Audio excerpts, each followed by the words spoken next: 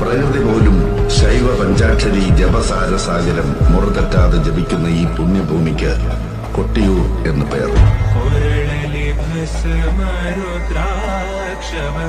ಧರಿಸಿದ ಪರಮ ವೈಷ್ಣವನು ನೀನೆ.